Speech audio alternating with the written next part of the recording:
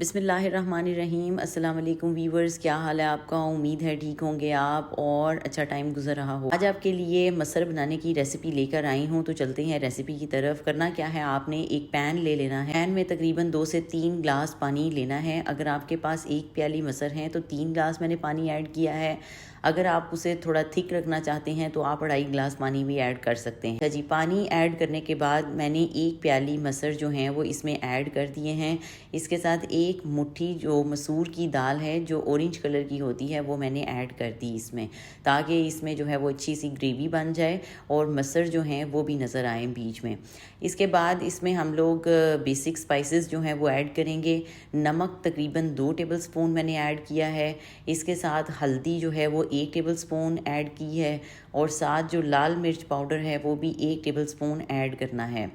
Basic spices add करने के बाद इसको आपने अच्छे तरीके से मिक्स कर लेना है। इस तरीके से मिक्स करना है कि सारे स्पाइसेस जो हैं वो अच्छे तरीके से दाल के साथ मिक्स हो जाएं और इसके ऊपर आपने लिड लगा लेना है और इसको फ्लेम जो है वो हाई कर देनी है। मिनट के बाद जब मैंने इसको ओपन किया तो दाल जो है वो मुझे लग रहा था कि ये पक चुकी है और अच्छे तरीके से मिक्स हो गई है, लेकिन इसमें पानी काफ़ी ज़्यादा था। दाल को मैं चेक कर लेती हूँ कि ये गल गई है या नहीं गली।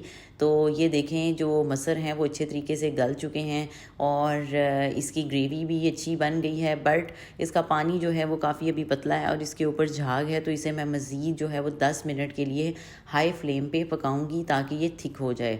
तो ये देखें जी, 10 मिनट रखने के बाद दाल जो है वो थिक हो गई है और इसकी ग्रेवी भी अच्छी बन गई और मसर जो हैं वो भी नज़र आ रहे हैं। साथ ही साथ मसूर की दाल जो है वो अच्छे तरीके से मिक्स हो गई है, इसमें थिकनेस आ गई है, वो जो पानी का पतलापन था वो ख़त्म हो गया है। अच्छा जी, ये ऐड करने के बाद आपने क्या करना है, दूसरी साइड पर इसको साइड पे रखना है और दूसरी साइड पर आपने तड़का प्रिपेयर करना है। तड़का प्रिपेयर करने के लिए आपने 1 प्याली ऑयल ले लेना है, इसको अच्छे तरीके से गर्म कर लेना है।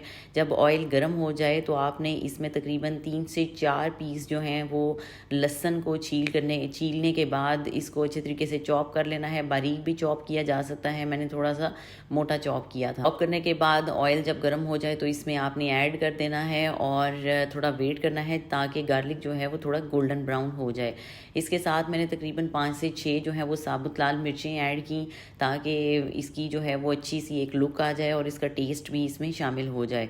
जब गार्लिक जो है वो अच्छे तरीके से गोल्डन ब्राउन हो गया तो इसमें मैंने तकरीबन 2 टेबल स्पून ज़ीरा जो है वो ऐड किया और इसको जो है वो अच्छे तरीके से मिक्स कर लिया ताकि ज़ीरा जो है वो भी थोड़ा गोल्डन ब्राउन हो जाए। और ये देखें जी, गार्लिक जो है वो अच्छे तरीके से गोल्डन ब्राउन हो गया है।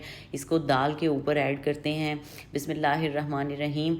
ये देखें जी, दाल के ऊपर मैं इसे ऐड करने जा रही हूँ और माशाल्लाह माशाल्लाह कितना प्यारा जो है वो गार्लिक का कलर आया है, दाल के ऊपर कितना अच्छा लग रहा है। इस साइड पर मैंने राइस बॉईल किए थे और इसको जो है वो मैंने दाल के साथ प्रेजेंट किया। इसके ऊपर मैंने थोड़ा सा धनिया डाल दिया।